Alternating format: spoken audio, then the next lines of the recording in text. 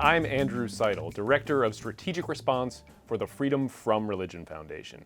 I'm sitting in this week for Annie Laurie Gaylor and Dan Barker, the co-presidents of FFRF, which produces this show about non-believers and the vital need to keep religion out of government. FFRF is the nation's largest association of freethinkers. That includes atheists and agnostics and skeptics. FFRF works as a state church watchdog, so please join us or ask for a complimentary issue of our newspaper, Freethought Today, at ffrf.org. I am so excited to have with me today Sasha Sagan, a television producer, filmmaker, writer, and speaker. Her essays and interviews on death, history, and ritual through a secular lens have appeared in The Cut, the Oprah magazine, Literary Hub, Atmos, and beyond. Sasha regularly speaks on ways science can inform celebrations, inspired in part by the work of her parents, Carl Sagan and Ann Druyan. Her first book, For Small Creatures Such as We, is part memoir, part guidebook, part social history. And we're going to dive into that today. Sasha, welcome to Freethought Matters. Thank you so much, Andrew. I'm so delighted to be here. I'm thrilled to have you here. The book is For Small Creatures Such as We, Rituals for Finding Meaning in Our Unlikely World. And I was really excited when I saw the news about this book because you took the title from one of my favorite quotes of all time. Can you tell us about selecting that title and how it's kind of honors your parents? Oh, yeah, it would be my pleasure. So the title comes from a line in the novel Contact.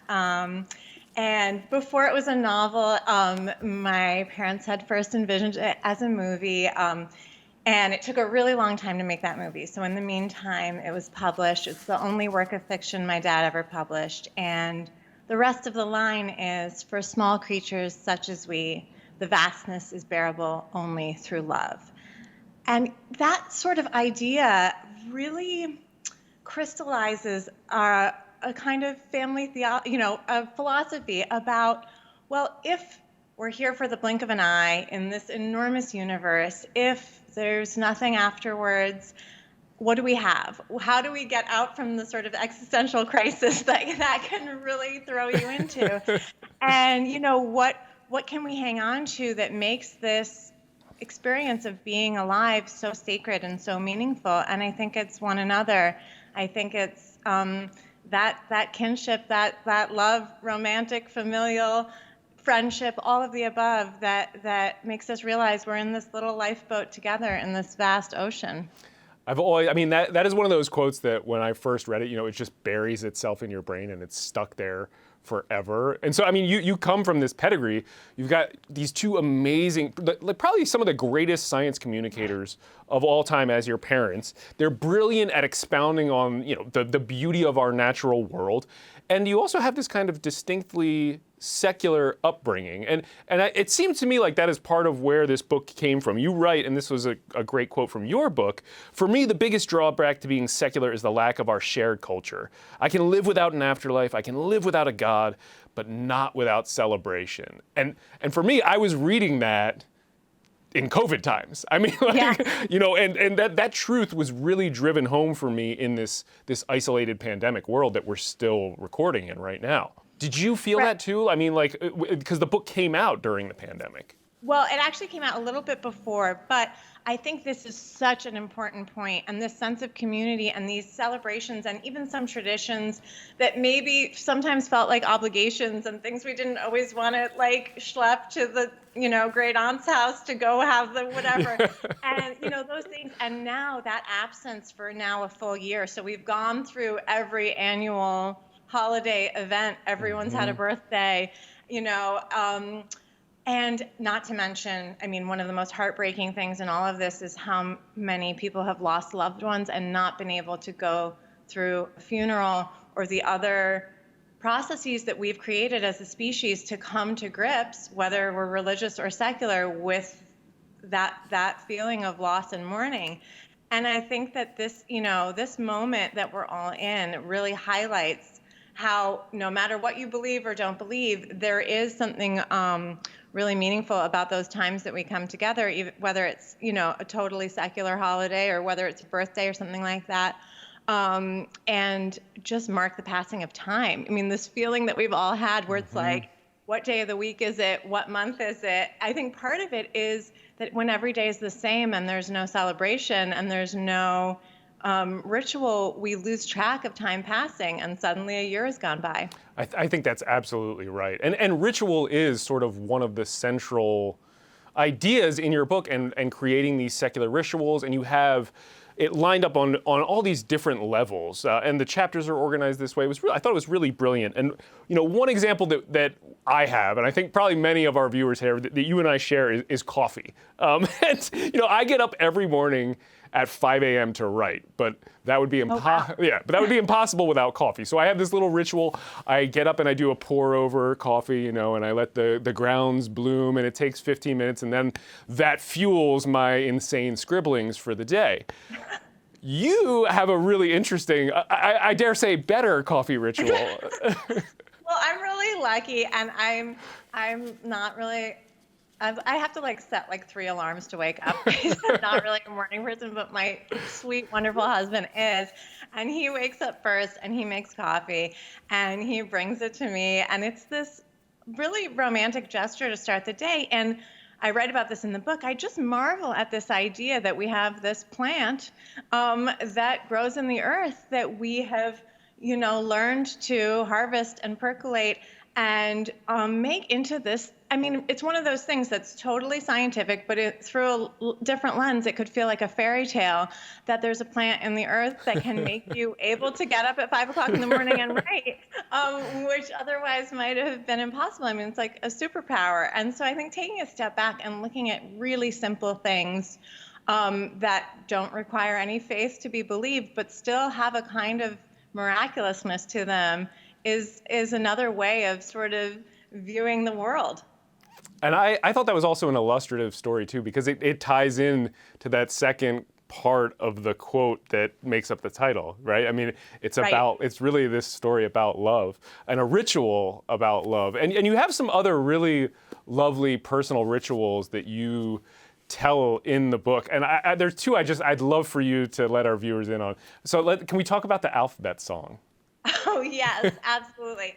So the backstory is really soon after we were married, my husband and I were in Washington, D.C., and we were having kind of a serious conversation about, this is years ago, about if you should change jobs or not. And we get into this taxi, and the driver is sort of, eavesdropping, and he's like, "How long have you been married?" And we were newlyweds. We were 6 weeks, and he was like, "Oh," and he let out this low tone that we were like, here comes a whole bunch of unsolicited advice.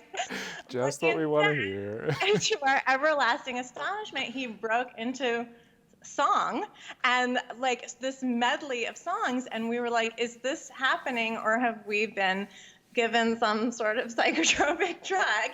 And he said, do you sing? And we were like, no, of course. What do you mean, do we sing? We're not singers. And he said, A, B, C, D, and sort of coaxed us into singing the alphabet song with him.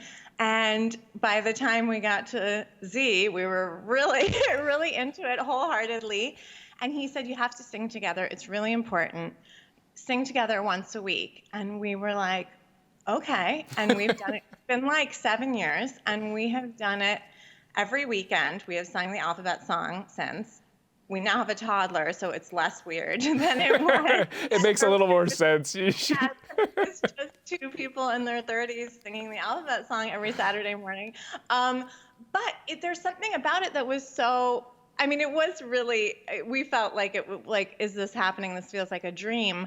But on the other hand, there was something about it that was so profound, which was this idea that doing something a little bit silly that takes down your defenses and kind of reminds you of your values and your connection with one another, and how you're sort of in it together, and this lightheartedness that really should and can infuse so much more of life. And I always thought this was kind of peculiar to us. And then after I wrote the book and before the pandemic, I was able to actually, go and meet people as I was touring around with the book. And in San Francisco, this very dignified gentleman raised his hand at the end of a talk and said, my son and my wife and I, every night before bed, we howl at the moon together. And I was like, oh, this is so wonderful. I just feel like there's so many families that have, and couples and individuals who have these things that maybe they don't think of as rituals, but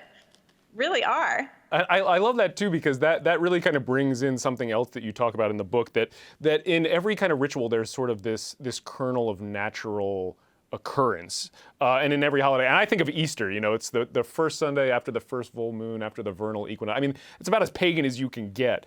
100%. But what are some of the other examples that people may not realize where, we've organized our lives around these natural occurrences? Well, it's so true. And it's like, when we think of the things that we grew up doing, they seem so ordinary, and you learn about other cultures or historical events, and they, can seem so foreign. But when you just sort of pull back the first layer, what I was so astonished to find as I was researching the book was, beneath the specifics of like costume and script and set, it's really the solstices and the equinoxes and biological changes, birth, coming of age, death, are such a huge percentage of the things that we celebrate. And it's really easy to see them as different when we're just looking at what the customs are and not the timing. Mm-hmm. But I think Easter is such a perfect example. And then, of course, you have Passover and Nowruz in Iran, and like countless other holidays that are based around the spring equinox that have this same theme to them, which is, wow, things looked really bad. That was close, but it looks like it's going to be okay. And that is springtime. That's what it is. And before we go to break, you have a ritual from your family, too, around springtime that you have to tell everybody about. Yes. My mother, in her just joy of life, she created for me when I was small, like a little springtime tea party called Blossom Day. And starting probably around this time of year right now, we would, look at the window off of our dining room. There was a dogwood tree, and we would check it every morning. And the day it bloomed for the first time was Blossom Day. And it just it really helped me understand the true meaning of so many other holidays, because it just peeled back all the facades and just let us celebrate nature. That is lovely. I really enjoyed that. So we are going to take a quick break, and when we get back, we're going to talk more about for small creatures such as we and secular rituals and finding secular meaning in this interesting world.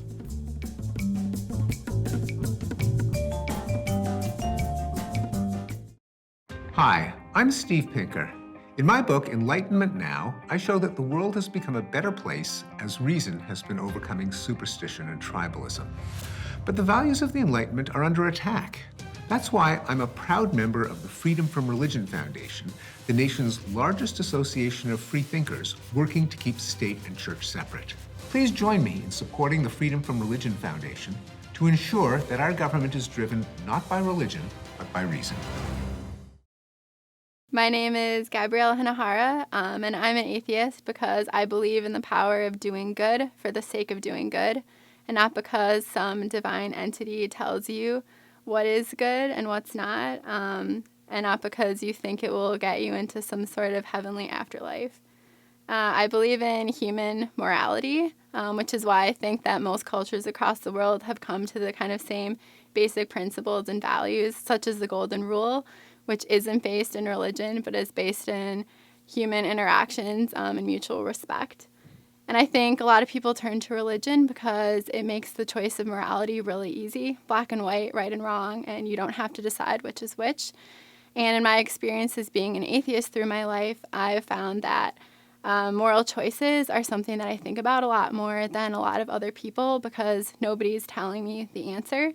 And since I don't believe in an afterlife, pretty much my whole meaning in life is based on my interactions with other people and that I can leave this world a better place by my actions.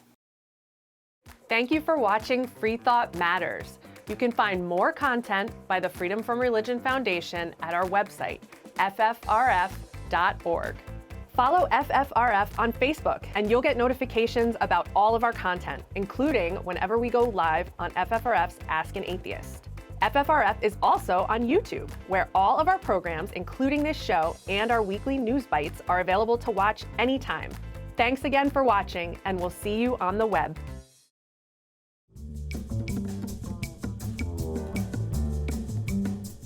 I'm Andrew Seidel, and we are back at Freethought Matters talking with Sasha Sagan about her book, For Small Creatures Such as We. Sasha, one of the parts that I found kind of really uplifting about this book, and partly because I've dedicated my career to this nonprofit fight, to fighting for something bigger than myself, is you write about how volunteerism and charity are rituals. And this was really interesting to me. And there's a line that I absolutely love that I have to share with everybody. There, but for the grace of chance, go I. So tell us about how, volunteering and charity are in a way a secular ritual.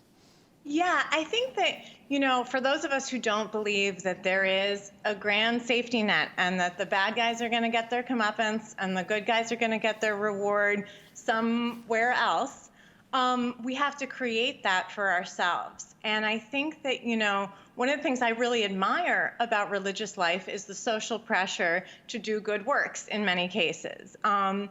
And I think that those of us who are not religious have to sort of find a way to make the world more fair, to make it so that those of us who grew up privileged, as I did, if we don't think there's any rhyme or reason, there's nobody planning all this, then it's on people who have been very lucky to try to make the world more fair and more just. And it solves another problem of secular life, which is it's a way to create a community where you're with people who share some of your values and where you can, be together for the hills and valleys of this, sometimes very difficult world that we live in. And I think that if we could, as non-religious people, make that more central to the way we live, I think it's also, it's a way of also disabusing people of the idea that godlessness and immorality go together.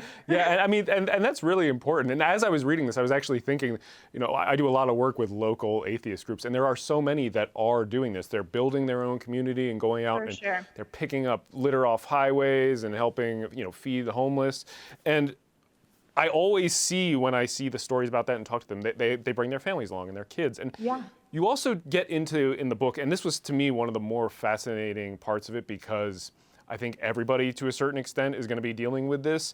You talk about how we can mix sort of our different backgrounds and our secular and build our own rituals among families. So you come from sort of a Jewish secular background, your husband comes from sort of a Christian secular background. And I think that's the kind of background we're going to see a lot of people building their families around in America over the next 30, 40, 50 years. So tell us how people who are going to be trying to do this same thing can still have these great rituals and build these things up without the religious aspect. How do you do it? It's such a good question. And I think so many people, until you have to plan a wedding, a funeral, or raise a child, you might not really reckon with some of these big questions about, well, what do you believe and what traditions and rituals do you want to carry on? Maybe not because the theology behind it speaks to you or you agree with, but because it's a way of honoring your ancestors or connecting with them in some way. Everything that we do as a species on the scale of human history is very new. And we sometimes feel this weight of obligation of like, oh, my great-great-grandmother was like, heaping 2 sets of dishes in my case, and so like, I shouldn't be doing X, Y, and Z. And I think that sometimes when we let the obligation fall away and we think about what is actually meaningful to us, and with our daughter, listen, I wrote this book in part because I love celebrations. I want as many as possible. Yeah, of course. Who doesn't? And so, we do Hanukkah in a secular way, and we say, this is what your ancestors on your mother's side did for last few thousand years. And with my husband's family, with my in-laws, in non-COVID times, we do Christmas in a secular way and say this is a tradition, and so often you can highlight the elements that are pre-monotheistic, of which there are many. But what we also do in December is the winter solstice. And not, it's easy to, not in a woo-woo way, but like this idea of tomorrow, the days are going to start getting longer again. Yeah. The light will return, literally, right? And it's there's nothing, no one can stop it. It's definitely happening. And it's because of this little funny axial tilt that we have as a planet and the way we move around our star. And it feels so wonderful to know that the light is coming back. And that in and of itself is worthy of celebration. And so I think that, I think I was really lucky because I got some of the traditions of my ancestors, but they weren't forced on me. And so I got to pick and choose and see what I felt really speaks to me. And there are some things I carry on in a secular way. And I think every family has to sort of pull out the things that are meaningful and poetic to them, even if they come from a belief system that maybe they're ready to let fall away. Yeah, there's nothing wrong with making tradition your own. And I do love the idea that everything gets brighter, right? It's going to be brighter. But I mean, the flip side of that is something that we've all dealt with in one way or another this past year, and that's death. And you do talk about that in the book. I mean, your dad, Carl Sagan, died, I believe you were 14 years old. That's right. And you write about the rituals surrounding the end of life. And I have to read this line because there's so many. It's a beautifully written book. All the great and terrible parts of being alive, the shocking, sublime beauty and heartbreak, the monotony, the interior thoughts, the shared pain and pleasure, it really happened, all of it, on this little world that orbits a yellow star out in the great vastness. And that alone is cause for celebration. And even after losing your father so young, you're able to see death as this celebration of life. And I found that really remarkable in the book and the way you talked about that. Thank you. Yeah, I think, in a way, it's because I lost my dad so young that I became really interested in how we deal with both the really difficult and the really wonderful parts of life in a secular way. And, if we don't have the infrastructure, the framework that religion provides, we have to carve out ways to deal with mortality in particular on our own. And I think facing it, thinking about it, talking about it, not ignoring it, not pretending that it's just a waiting period until you're going to reunite, is painful. But at the same time, I think when you sort of face that, it makes every moment much sweeter while we're here. And I think that, loss, grief, of all the experiences in life, that maybe more than anything cries out for some kind of communal, cultural way of processing it, of dealing with it. And, independently all over the world, we've come up with small and large ways to do that. And, I think that is just born out of a need to really understand this mysterious phenomenon. We're here and then we're not. And you also write that those rituals, we pretend they're for those who've died, but really they're for us. Absolutely, absolutely. I think all rituals are really just a way of processing change, even, coming of age.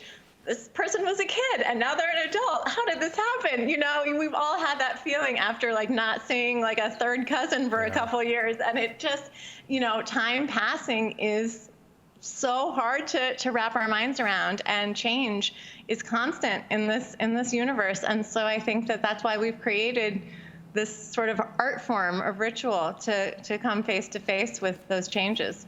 And you were lucky enough in a way to have a sort of virtual or interaction with your dad in a way in the new Cosmos series. Yes, so my mom, Druyan, writes and produces this new incarnation of the original Cosmos that my parents created together. And a couple of years ago, she called me to say that there would be a scene in the new season where that would portray my dad as a little boy, and would I like to play my grandmother, with whom I feel this deep connection, though she died before I was born.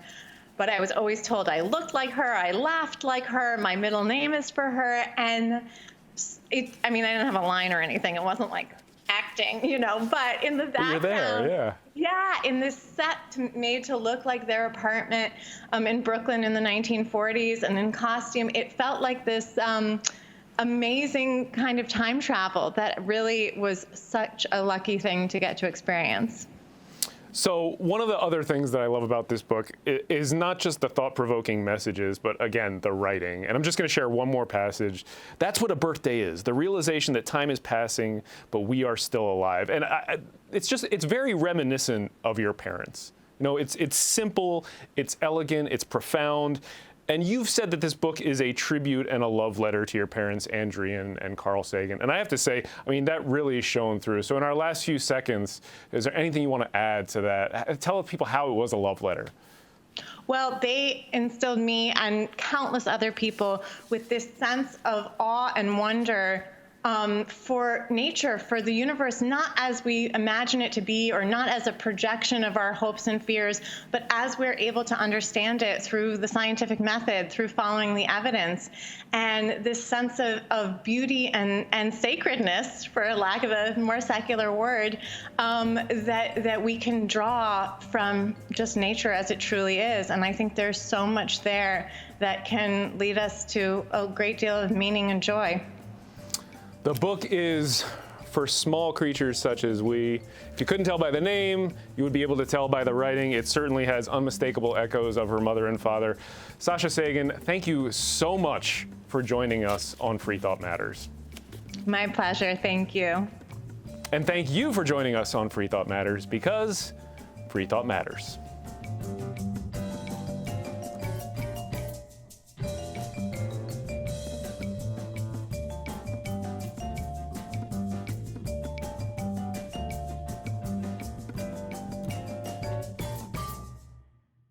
I believe in an America where the separation of church and state is absolute, where no religious body seeks to impose its will, directly or indirectly, upon the general populace.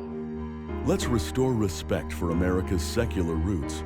Help the Freedom from Religion Foundation defend the wall of separation between state and church. Join us at ffrf.org. Freedom depends on freethinkers.